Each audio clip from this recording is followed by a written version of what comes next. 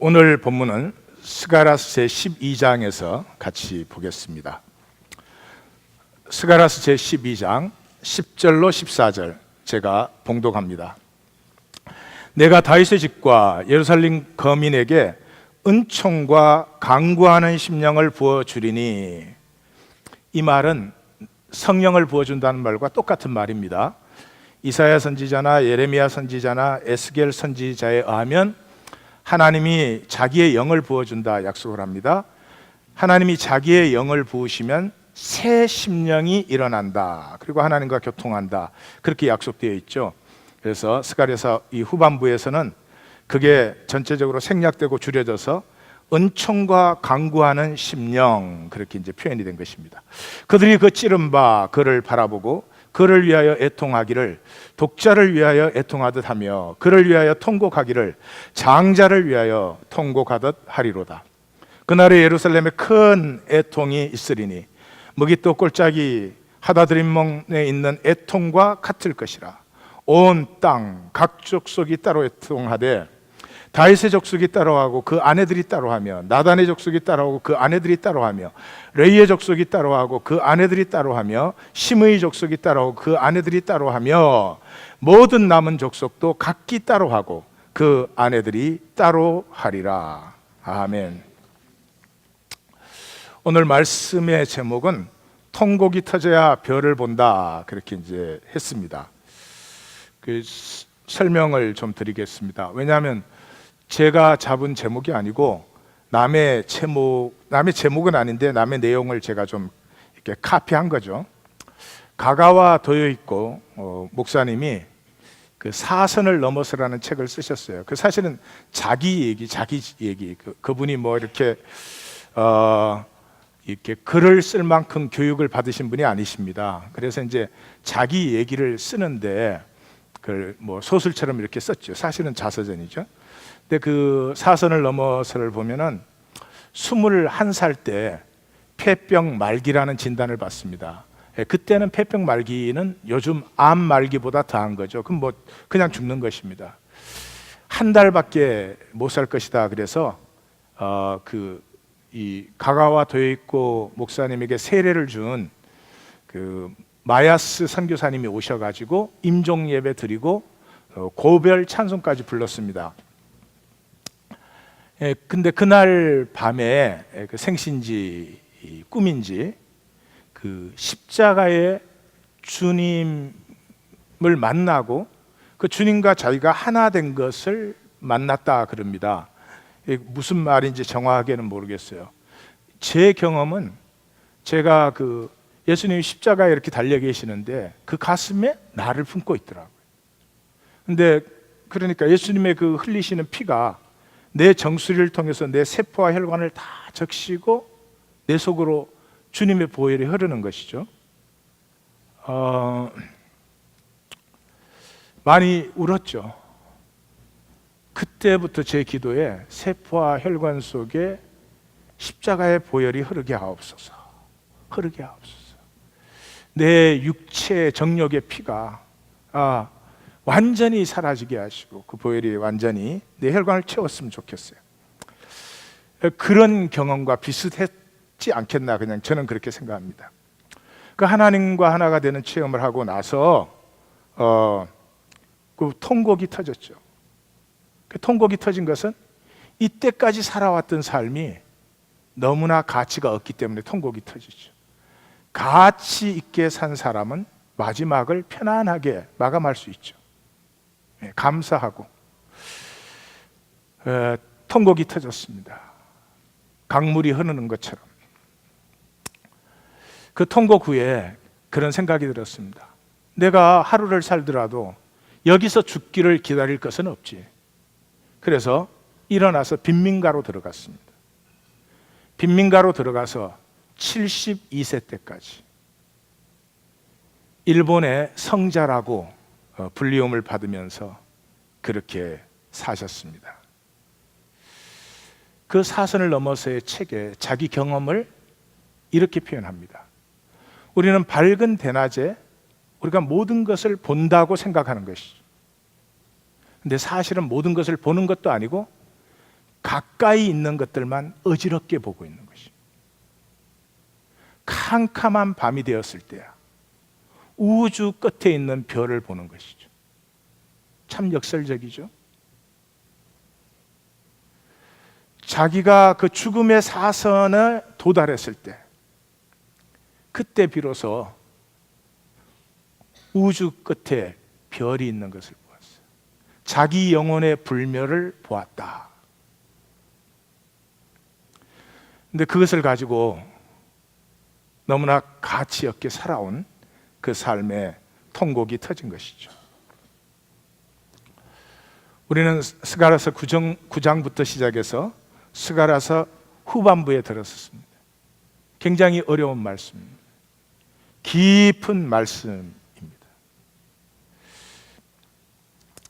스가랴서 후반부에서부터 말라기 선지까지가 이제 마지막 하나님의 사역이 되는데요. 여기는 역사적인 배경을 좀 아셔야 됩니다. 그래야 스가랴서 후반부와 말라기를 통해서 애타하시는 하나님의 가슴을 만날 수가 있어요. 귀한 자들이 이제 돌아왔습니다. 하나님께서 예루살렘을 완전히 파하시고 자기 백성을 바벨론의 포로로 보내시고 70년 약속된 대로, 여기서 중요한 것은 약속대로입니다. 약속대로 70년 만에 자기 백성들이 돌아왔습니다. 물론 소수의 사람만이. 언제나 믿음은 소수의 사람들입니다. 돌아와서 첫 한 세기, 1세기 동안에 무슨 일이 어떻게 일어났나 하는 것을 모르시면 이 당시에 적힌 책들, 역대기서, 에스라, 느헤미야서, 학개, 스가랴, 말라기를 이해할 수가 없습니다. 전혀 엉뚱한 얘기들을 하게 되는 것이죠. 제가 이렇게 사반세기씩 나누었는데, 돌아와서 첫 사반세기에 그는 돌아오자마자 제단을 쌓았습니다. 그 다음에 성전 지대를 놓았습니다. 그러고는 성전 건축이 중단되었습니다. 이게 벌써 뭔가가 좋지 않죠. 방해가 물론 있을 게 당연한데, 성전 기초를 놓았으면 성전을 계속 써야 되는데, 성전 기초를 놓았는데 반대가 있으니까 그냥 중단하고 각자 자기 살 길을 찾았습니다. 그런데 하나님이 학개와 스가랴 전반부죠 보내셔가지고 성전을 결국은 20년 만에 완공을 합니다. 515년에 그러한 일이 일어났습니다. 지금 제가 소선지서 시작할 때 말씀드렸지만 우리나라로 말하면 기자조선 시대입니다. 고조선이 당군조선, 기자조선, 위만조선 이렇게 세 세대로 나누어지는데 그 가운데 거의 한 1000년을 지속한 기자조선 시대를 얘기하고 있고, 중국에서는 지금 이제 공자님이 활동하시는 그 시기의 얘기를 우리가 하고 있습니다. 둘째와 셋째 사반기 이 50년 동안은 역사적으로 굉장한 일이 일어납니다. 첫 사반기에서 페르시아가 굉장히 약해지는 것 같이 보였습니다. 사방에서 반란이 일어나고 특별히 동북부 쪽에서 수많은 반란이 일어나서 그걸 진압하는데 뭐 힘이 들어서 헉헉거리는 그 시기를 틈타서 성전이 재건된 것입니다. 그런데 둘째 사반기에 들어서면서 페르시아가 다시 강건해졌습니다. 그리고 그동안의 전쟁에서 손해본 것을 이게 메우기 위해서 세금을 굉장히 막중하게 매겼습니다. 이제 자기들이 다 승리를 했으니까요. 그래가지고 막중한 과세를 다리우스가 매기는 바람에 헬라 쪽에서 이제 서쪽에서 반대 기운이 일어났습니다. 그래서 헬라와 페르시아의 전쟁이 일어나고 그 당시로는 결코 이길 수 없었다고 생각했던 헬라가 페르시아에게 이깁니다. 그게 490년 마라톤 전쟁이죠. 다 아시죠? 그리고 477년에는 그로부터 13년 후에는 델로스 동맹, 그 헬라가 아데네를 맹주로 해서 전체가 하나로 되는 델로스 동맹을 맺고, 아시다시피 그 후기에 알렉산드가 일어나고 페르시아가 멸망을 하게 되는데요. 이런 그 국제적으로는 굉장히 소란스러운 시기였습니다. 그 시기에 스가랴서 두 번째 사역이 일어나는 것입니다. 이 스가랴의 두 번째 사역은 평화의 왕과 남은 자에 대해서 선포하는 것이었습니다. 배경은 무엇이죠? 귀한 자들이 돌아올 때 그렇게 꿈꾸었습니다. 자기들은 대부분은 페르시아에 남았잖아요. 거기가 훨씬 더 살기 좋으니까. 그런데도 돌아온다면 이렇게 하나님에게 순종하는 우리에게 하나님은 복을 주실 것이다. 그리고 약속대로 우리 유대인이 세상을 통치하게 될 것이다. 페르시아는 멸망하고 우리가 이제 제국을 이룰 것이다. 그렇게 생각했는데 그렇게 안 되거든요. 그러니까 반대가 오자마자 성전 중단했어요. 그래서 학기의 스가랴 선지자의 말씀을 한번 읽어보십시오. 성전만 지으면 복권이 터진다. 그렇게 읽을 수 있는 부분이 많습니다. 이 성전에 나중 영광이 이전 영광보다 훨씬 크다. 세계의 검은 부하가 다 일로 온다. 뭐 이런 얘기들이 있지 않아요? 그러니까 이 사람들은 성전만 우리가 짓고 성전에 나가서 제사만 드리면 그러면 하나님께서 이제 유대 제국을 이제 세계 제국으로 세울 것이라고 하는 그 현상적인 신정 통치에 대한 기대가 점점 강력해지는 거죠. 자, 강력해지면 어떻게 됩니까? 하나님 항상 오르시니까 그런 신정 통치가 안 이루어진다는 것은 우리가 아직 죄가 많아서 그렇지. 그러니까 점점 율법적으로 강해져 가는 것이죠. 이 주의를 더 잘 지켜야 돼. 하여튼 기도를 할 때 어떻게 해야 돼? 기도를 더 해야 돼, 더 해야 돼. 기도를 하나님과 교통하는 것은 참 좋은 것이죠. 그러나 내 의를 만들려고 기도하시면 그건 좀 하나님과 교통이 좀 힘들어지겠죠. 자, 이렇게 율법주의 종교로 강해지면서 또 한편으로는 귀한 자들의 정체성까지도 희미해졌습니다. 이게 뭐 세계 검은 부하가 다 자기들한테 주어지고 하나님 막 축복하셔서 막 뭐 농사도 지었다 그러면 잘 되고 그럴 줄 알았는데 그게 아니거든요. 살기는 여전히 힘들거든요. 그러니까 거기에 있는 백성들하고 섞이기 시작했어요. 그럼 훨씬 더 편하고 산업을 유지하기도 좋으니까요. 그러면서 이제 네 번째 사반기로 들었습니다. 하나님이 보시기에는 귀한 자들이 돌아왔는데 이제는 뭐 이 갖다 버려야 될 입장이 그렇게 되었습니다. 혼합주의로 섞였죠. 자기 얘기는 듣지 않죠.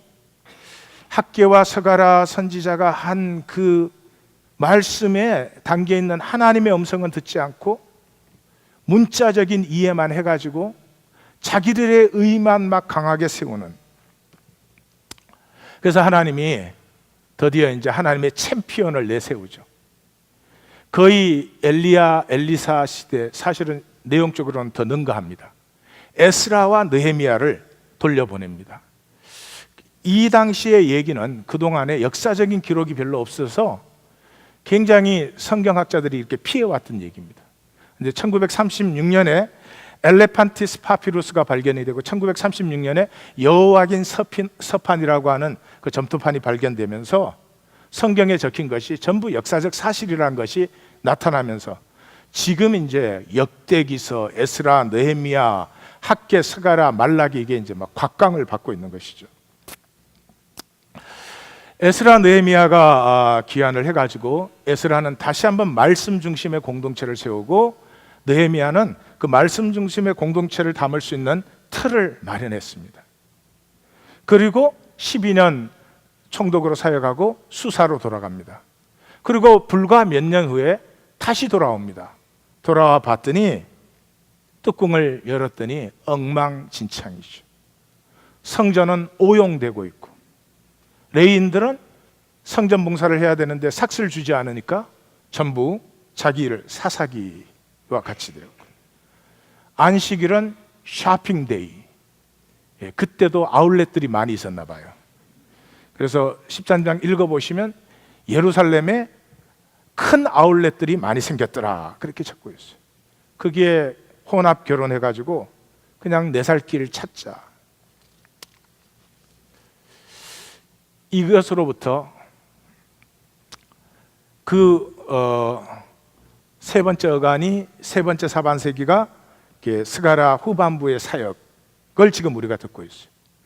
이때로부터 70년간, 거의 70년간 하나님이 침묵하십니다.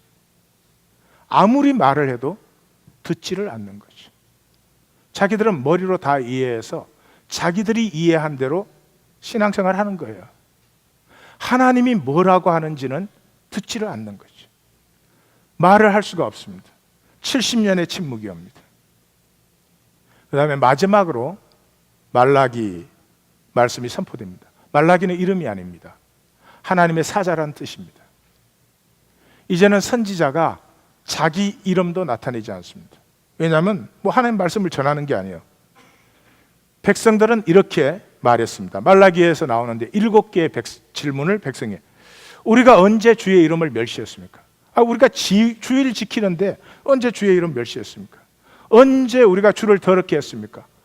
주일 지키고 내가 예수를 그리스도로 고백하는데 언제 주를 더럽게 했습니까? 어찌 됨이니까? 우리 예배를 왜 안 받으십니까? 어떻습니까? 사랑하는 성도님들은 하나님이 받으시는 예배 드리십니까?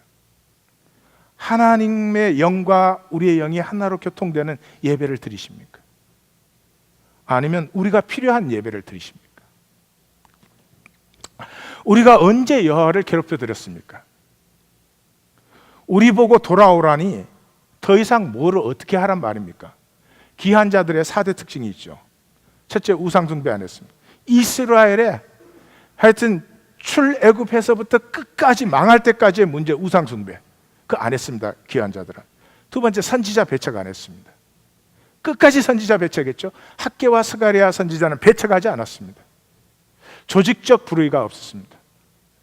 여야긴 시대의 그 불의는 그 옛날에 그랬을 것이라고는 믿어지지가 않을 정도로 그런 불의였습니다. 그렇지만 그들이 절대로 지키지 않은 것이 있습니다. 안식년과 희년은 지키지 않았습니다.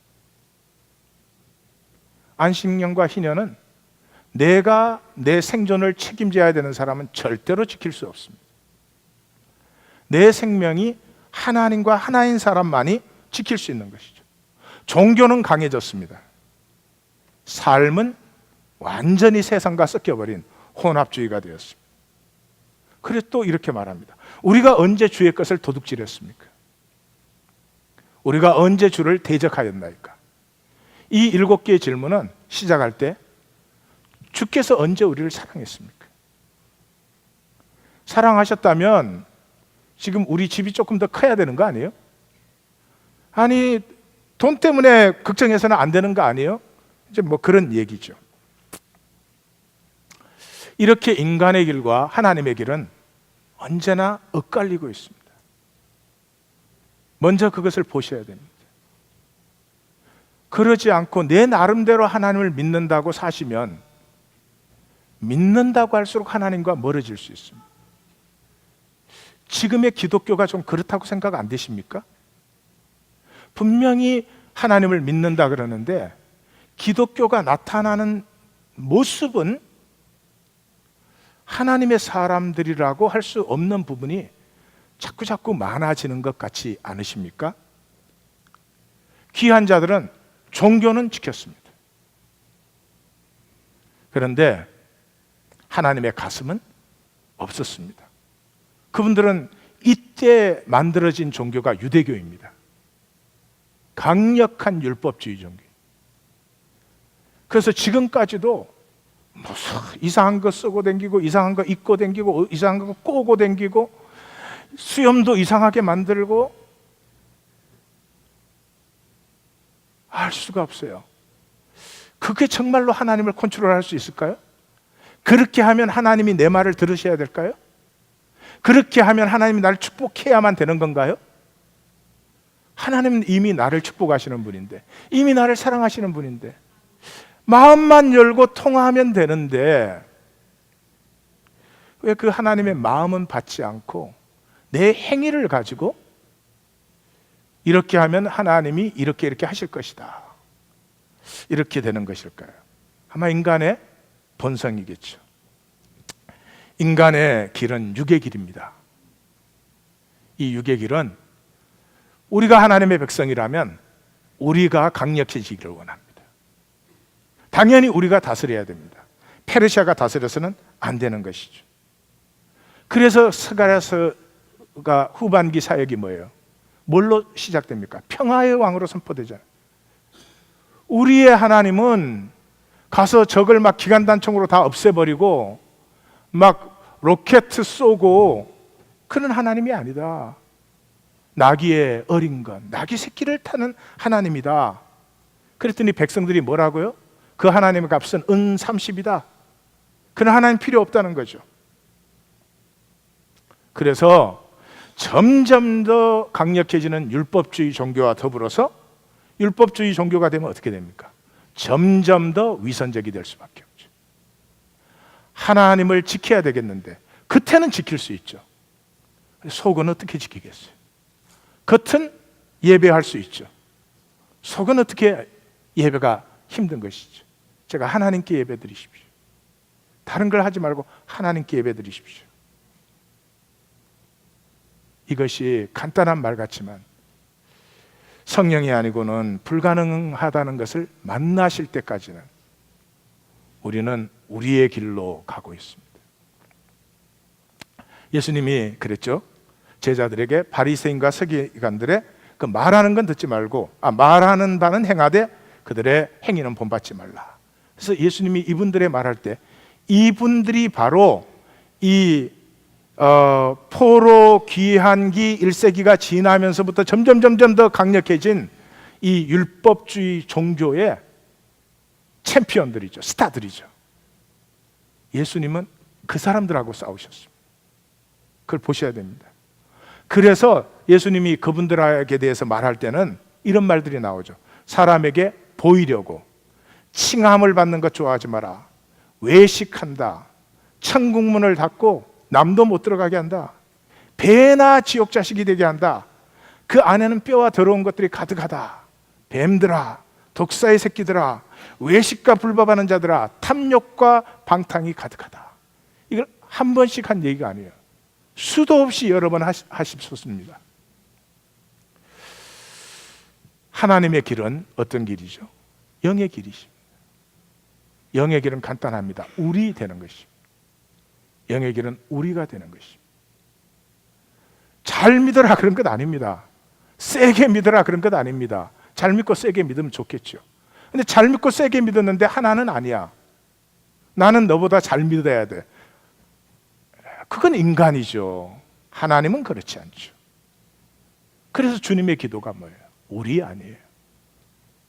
하나님 교회가 개척할 때 시편 133편을 6개월 동안 주보 앞에 냈습니다. 보라, 우리가 하나 되어 함께 사는 그 아름다움과 선함을 마치 하늘 축제의 절정인 대제사장의 기름 부음 같고 또한 땅의 향기와 풍요를 위해 내린 헬몬의 싱그런 이슬 같구나. 그 하나 되어 누리는 여호와의 복이 영생이로다. 생명으로 살면은 반드시 생명은 통합니다. 막힐 수가 없습니다. 그 생명이 영생입니다. 생명은 죽음이 없습니다. 생명은 죽음이 있으면 생명 아니죠. 이 중에 이런 분 있어요? 나 이때까지 사는데 너무 힘들어서 5분간만 죽었다가 깨났어. 아니요. 죽음이 있으면 생명 아니에요. 그 예수님 말했잖아요. 나는 부활이요 생명이니 물은 나를 믿는 자는 죽어도 살겠고 살아서 믿는 자는 영원히 죽지 아니한다. 생명이죠. 여기서 보십시오. 육의 길, 인간의 종교는 아무리 열심히 믿어도 여전히 위선적이다. 거짓되다는 거죠. 근데 거짓은 하나님에게로서 나오지 않습니다. 마귀에게서 나온 것입니다. 예수님이 요한복음 8장에서 그걸 선명하게 하시죠. 처음부터 거짓말한 자요. 거짓말을 제 것으로 하는 자요. 모든 것을 거짓되게 합니다. 그게 뭐예요? 세상이 다 거짓 아니에요. 이 선악과로 보지, 제가 무슨 뭐 악하다, 잘못됐다, 물론 나쁜 것이죠. 그렇지만 세상이 다 거짓 아니에요. 세상에 나가서 진실을 만나본 적 있습니까? 세상에 나가서 자기 진실로 살아본 적 있습니까? 거짓은 항상 마귀에서 나옵니다. 진리는, 진리와 빛은 하나님에게서 나오죠. 우리의 삶에 그것이 해결되는 방법은 예배밖에 없습니다. 영과 진리의 예배.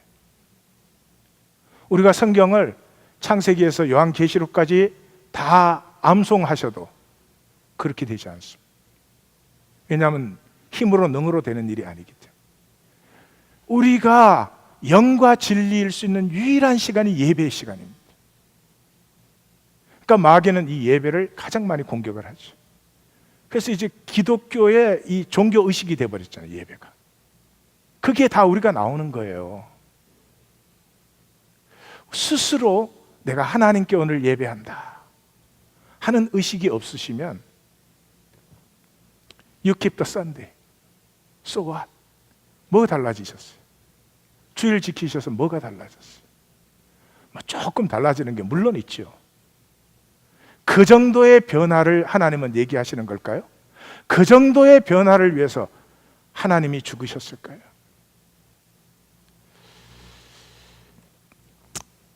스가랴서 후반기에 들었으면서부터 인간이 원하는 것과 하나님의 가슴은 다르다는 것이 점점 나타나죠. 그래서 스가랴서 후반부는 정말 안타까움으로 말씀하고 계십니다. 백성이 안 들어요. 70년간 침묵이 임하잖아요. 말라기가 와서, 말라기는 하나님 말씀을 선포하신 게 아니죠. 너희가 이렇게 말한다? 그런데 그게 사실 아니냐? 너가 하나님 예배한다고 그랬어. 하나님 예배 정말로 해본 적이 있어? 너가 하나님의 이름을 거룩히 한다고 그랬어? 근데 거룩히 해본 적이 있어? 그 답변이에요. 그게 말라기예요. 그러고는 430년간 침묵이에요. 말을 할 수가 없잖아요. 어떻게 말을 더 이상 해요? 인간이라도 말을 할 수가 없죠. 그 다음에 뭐가 왔어요? 말씀이 육신이 되었어요. 더 이상 받아들이지를 않으니까 육신으로 오시는 수밖에 없었어요. 그때까지 하나님 완전히 침묵하신 거죠. 스가랴 12장으로 들어가겠습니다. 스가랴 12장은 내용은 보시면 예루살렘의 구원입니다. 그러나 아시다시피 종말적인 역사를 얘기하고 있습니다. 마지막 때 어떤 일이 일어나느냐. 마지막 때 하나님이 남은 자를 지키신다는 거죠. 그래서 1절에서 9절까지는 남은 자의 구원이 일어나고요, 10절에서 14절까지는 모든 이가 통곡한다. 남은 자는 그 통곡 속에서 소망이 피어나고 나머지는 통곡 속에서 절망이 피어난다. 1절에서 9절까지 내용이 당연하고 간단한 건데 간단히 보겠습니다. 1절에 하늘을 펴시며 땅의 틀을 세우시는 여호와가 말한다. 이게 벌써 우주적 스케일이 나오죠. 예루살렘이 에워싸일 때 그들에게 예루살렘이 무거운 돌이 되게 하여서 드는 자는 크게 상하게 된다. 유다 족속을 내가 돌보고 하나님 만군의 여호와로 말미암아 힘을 얻었다. 저들이 이제 구원을 받고 힘을 얻었다 할 것이다. 좌우로 에워싼 모든 민족을 불살할 것이다.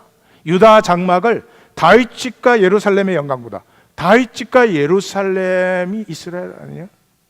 근데 그 남은 자들, 유다의 장막, 남은 자들을 그 영광보다, 그 사람들이 맨날 보는 건 솔로몬 때, 다윗 때, 그 영광보다 더하게 한다.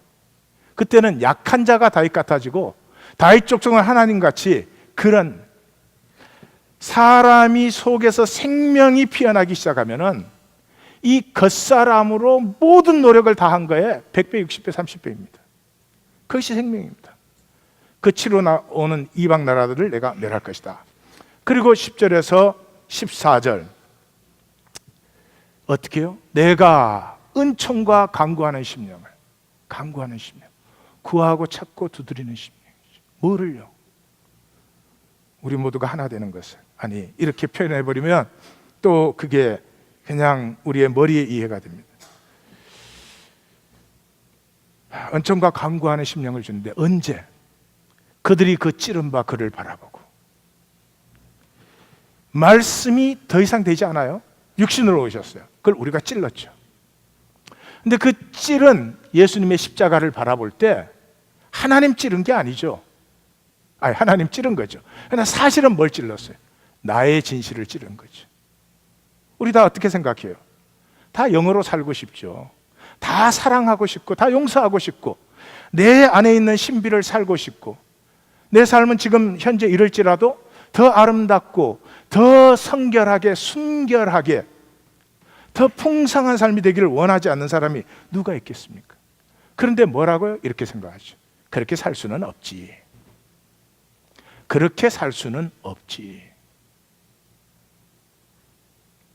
육으로 살아온 내 평생의 경험이, 그 경험이 전 우주의 지혜와 지식에 비하면 모래탈 한 알보다도 못한 것인데 그렇게 살 수는 없지. 그렇게 찔렀잖아요. 나를 찔렀죠. 내 진실을 내가 외면했죠. 나의 존귀함을 내 스스로 버렸죠. 하나님이 아무리 너가 존귀한 존재라고 말해도 나는 나를 그렇게 받아줄 수가 없었죠. 그래서 그 찌른 것을 만나는 순간 통곡이 터집니다. 내가 버린 나, 살고 싶은 삶은 살지 않고 살고 싶지 않은 삶을 살아온 나, 하고 싶은 말을 한 번도 못 해보면서 하고 싶지 않은 말을 해온 나. 그래서 그를 위하여 애통하기를 독자를 위하여 애통하듯 하고, 통곡하기를 장자를 위하여. 독자와 장자가 죽으면 어떻게 되는 겁니까? 그런 통곡이 터진다는 거죠. 그 통곡이 진실된 통곡이라는 거죠. 그래서 11절 14절 보시면 통곡이란 말, 애통이란 말이 3번 나오고요, 따로라는 말이 10번 나와요. 통곡이 따로 터져야 진짜예요. 김일성이가 죽었을 때 북한 주민 전체가 애통했습니다. 그 중에 많은 사람 진짜 애통했을 거예요. 그런데 그 중에는 그냥 따라 나왔다 같이 슬픈 사람이 훨씬 더 많았을 거예요. 누가 통곡해서가 아닙니다. 내 통곡이 터져나오는 거예요. 이 애통과 통곡이 뭐냐? 영상을 하나 보여드리겠습니다. 첫 번째, 천년학이라는 대금 연주입니다. 서편지에서 나오는 것입니다.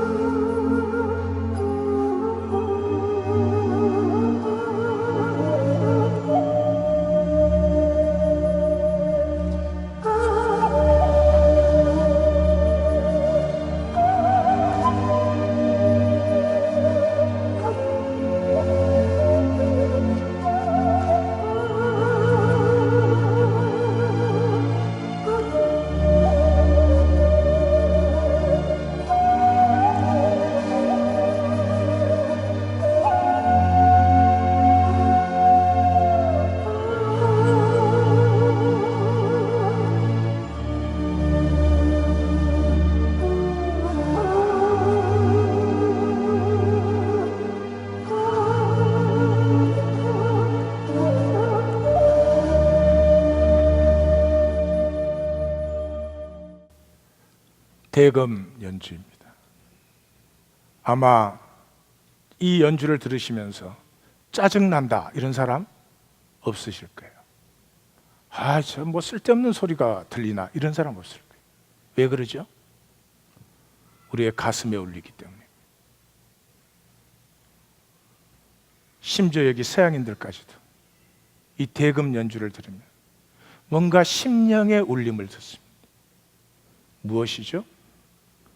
우리 안에 있는 영은 하나님의 형상이고 하나님으로부터 왔기 때문에 하나로 통함이 있습니다. 그런데 너는 어떻게 되든지 나 기죽으면 안 된다고, 나 초라하면 안 된다고, 나 화려해야 된다고, 스펙트클. 그렇게 사는 동안 이 교통은 우리에게서 단절되어 버렸지. 껍질이 두꺼워지고 얼어붙어서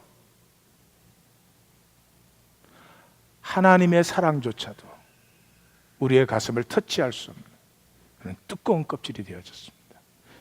영상을 하나 더 보겠습니다. 큰 소리꾼이 되거라. 큰 소리꾼이 되거라.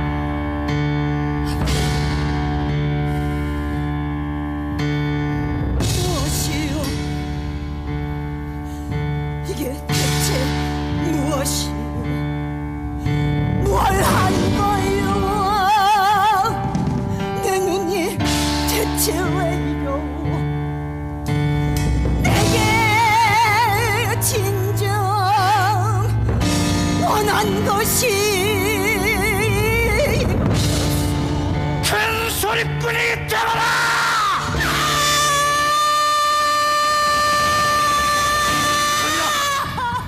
네 안에는 한이 있어. 큰 소리꾼 만들어주라. 사단이 주이시오.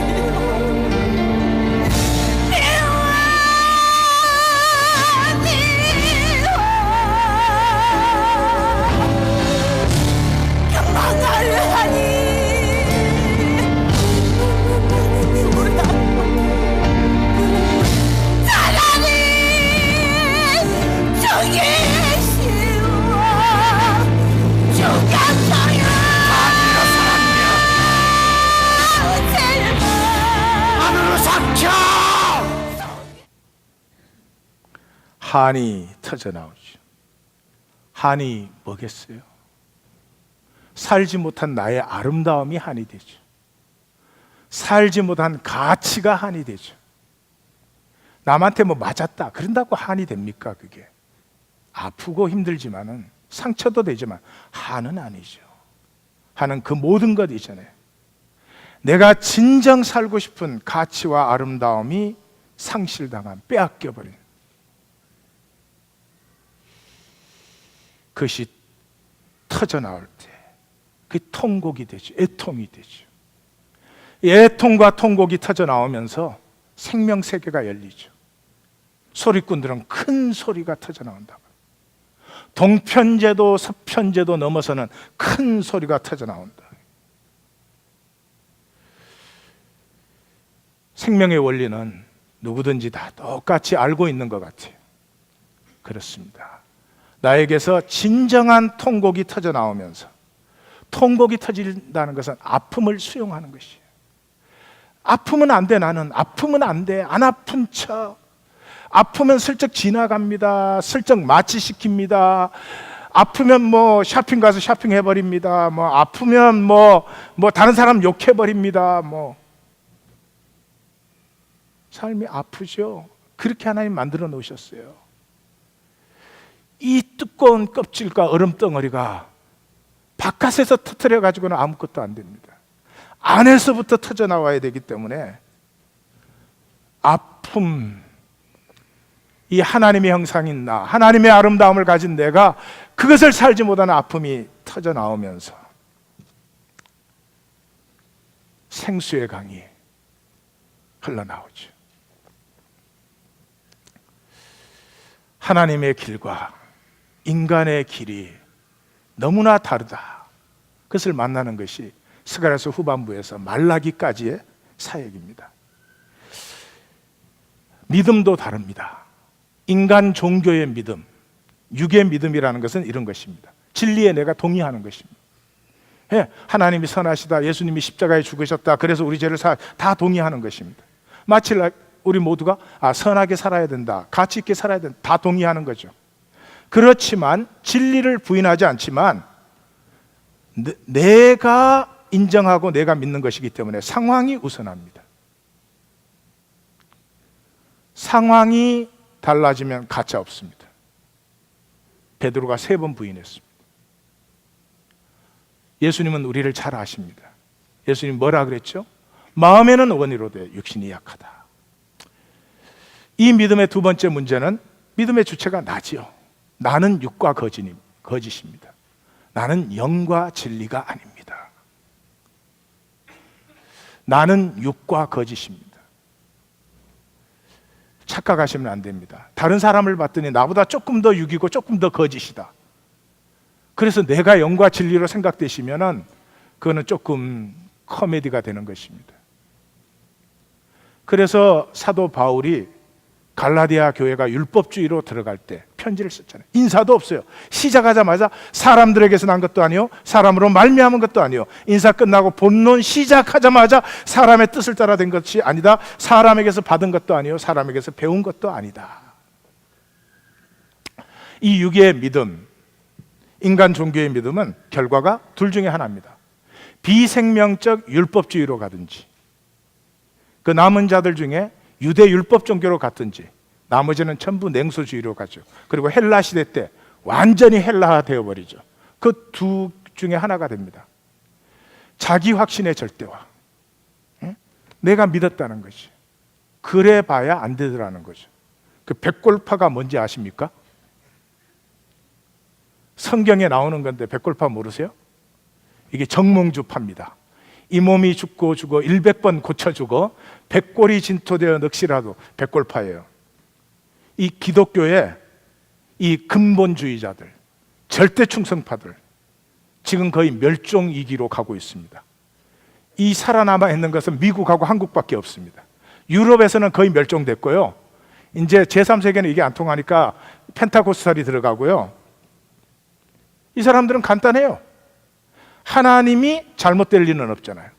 그러면 하나님의 제국이 아니에요. 내가 하나님 믿었는데 이렇게 복을 안 받았어. 하나님 믿었는데 아직도 집이 크지 않아. 하나님 믿었는데 우리 회사가 세계 최고 회사가 아니야.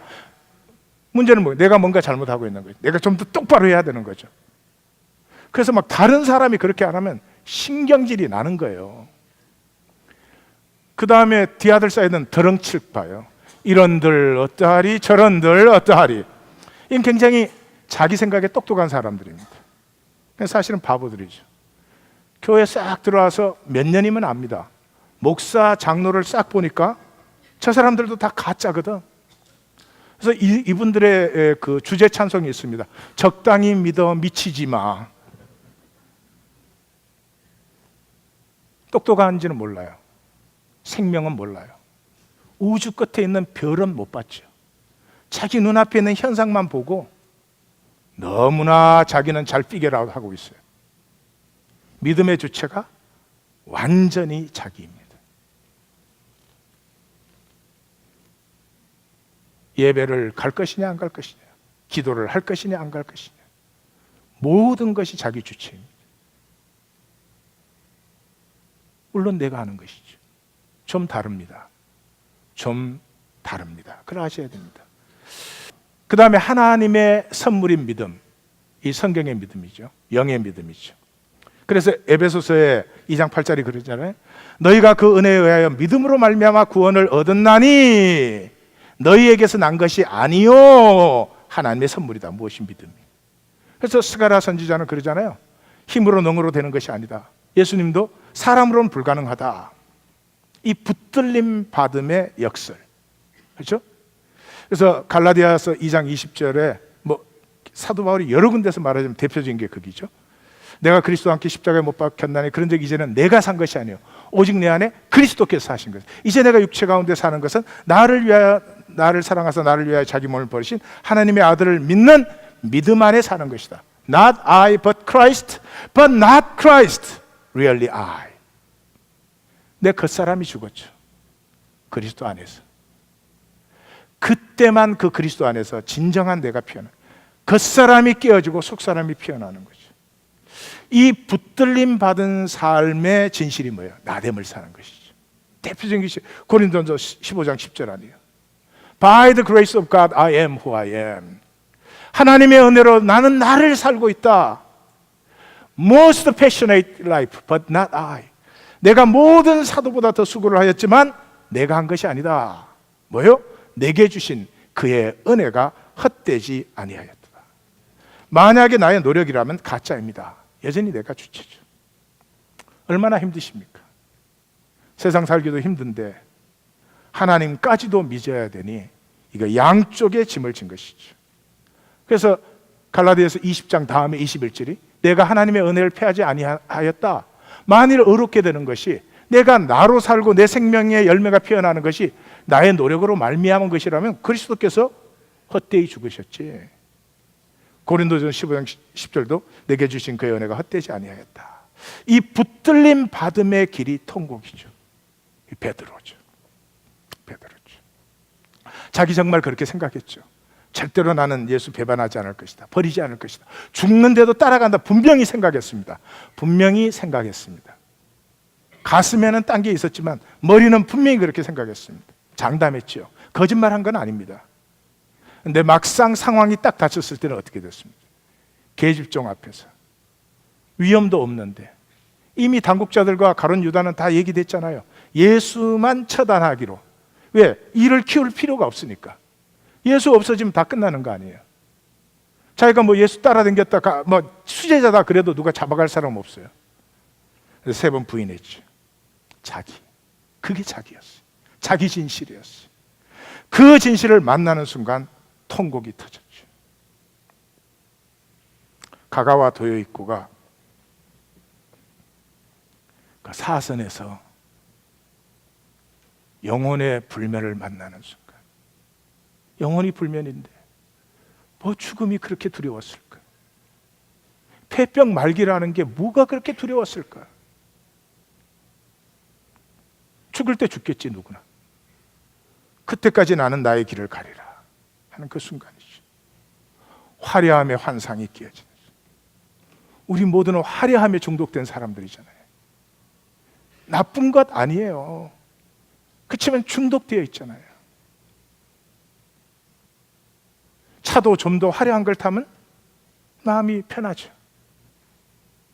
경력도 스펙도 더 화려하면 내가 뭐가 더 된 것 같이죠.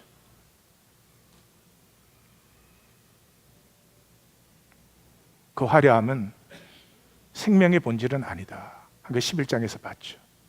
우리 육체의 그 박탈감에서 오는 과잉 보상, 그게 깨어지고 나일 수 있는 소박함. 베드로가 그렇게 장담했던 베드로가 나는 물고기 잡으러 가노라, 내가 주를 따르겠습니다 하는 그 베드로는 하나님이 쓸 수가 없었어요. 나 물고기 잡으러 가. 난 예수님 제자 되기는 걸렀어. 난 그럴 만한 자격이 없어. 물고기 잡는 게 내 주제에 딱 맞는 거야. 그때 찾아오셔서 내 양을 먹이라. 주의하십시오. 제가 노력은 필요 없다는 말이 아닙니다. 노력하는 사람이 깨어지는 거예요. 아니 구하고 찾지도 두드리지 않는 사람한테 무슨 애통함이 터져요. 그 사람이 항상 그런 분 있다고 그랬잖아요. 미치겠구나. 나는 왜 이렇게 잘 믿을까? 뉴저지 어딘가 산다고 그러던데. 여러분들 혹시 아세요? 예, 그 애통함 없어요. 그런 사람은 미치겠구나가 있는 거죠. 자, 정리를 하십시다. 창조의 비밀이 뭐예요? 하나님이 세상을 통치하고 그 통치로 끝난다는 거죠. 하나님이 피조물을 창조하셨어요. 그런데 그 피조물이 하나님과 하나가 되는 것이 창조의 완성이에요. 그 하나가 되려면 저쪽에서 자원함으로 해야죠. 안 그러면 하나 아니죠. 근데 그 자원함은 통곡으로밖에는 일어나지 않습니다. 다윗이 누구예요? 솔로몬이랑 똑같은 사람이죠.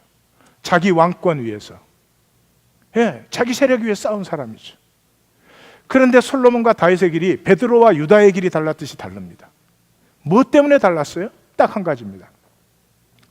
다윗은 회개했습니다. 솔로몬은 회개가 불가능했습니다. 회개하고 싶었을 거예요. 너무나 제도적으로 대량적으로 그 제국을 만들어 놨기 때문에 회개가 불가능했습니다. 다윗은 회개했습니다.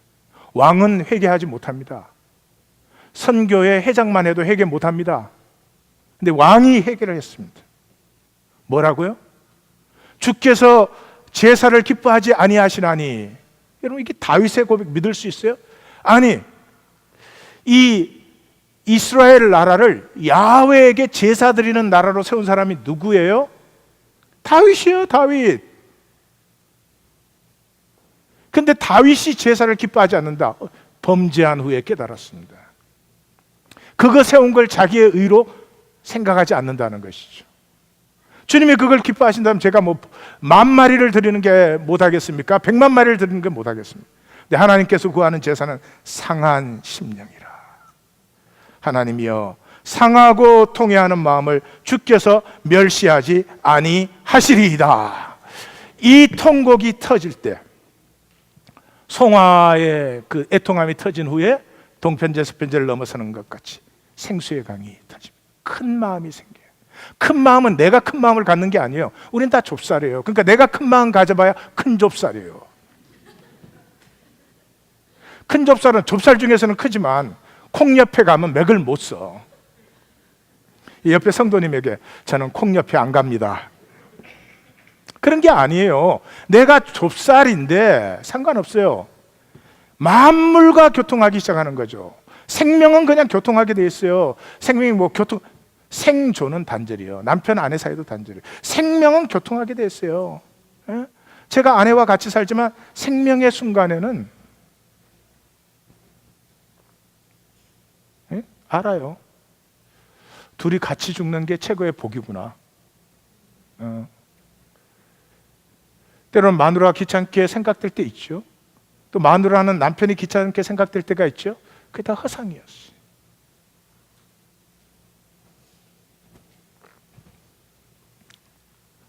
아픔을 누르고 나 불쌍하게 보지 마.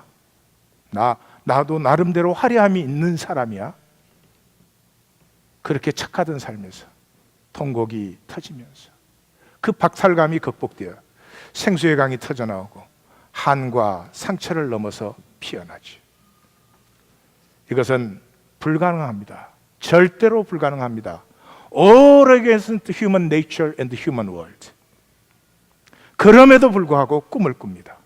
왜냐 그러면 하나님의 약속이 내가 다윗의 집과 예루살렘 주민에게 은총과 남은 자에게 은총과 간구하는 심령을 부어 주시기 때문에 하나님이 하나님의 영을 부으사 하나님의 꿈을 꾸게 하시기 때문에 우리가 찌른 그 하나님의 아픔, 우리가 찌른 나의 아픔을 만나서 하나님의 나로 회복되어서 세상을 향해서 일갈하는 당당한 모습을 보고 싶었어. 세상을 향해서 너가 나를 규정해? 에? 감히 너가 은과 금으로 나를 규정해? No. 내가 너의 의미를 규정해. 은이 있는 것의 의미가 무엇인지, 금이 있는 것의 의미가 무엇인지, 없는 것의 의미가 무엇인지 내가 규정하지. 너가 감히 나를 규정해? 내 안에 있는 신비를, 내 안에 있는 사랑과 아름다움을, 내 안에 있는 생명을 너가 어떻게 알 수가 있어? 세상을 향해서 일갈하며 당당하게 피어나는 사람들이 이 하나님 교회에 피어날 줄 믿습니다. 기도하십시다.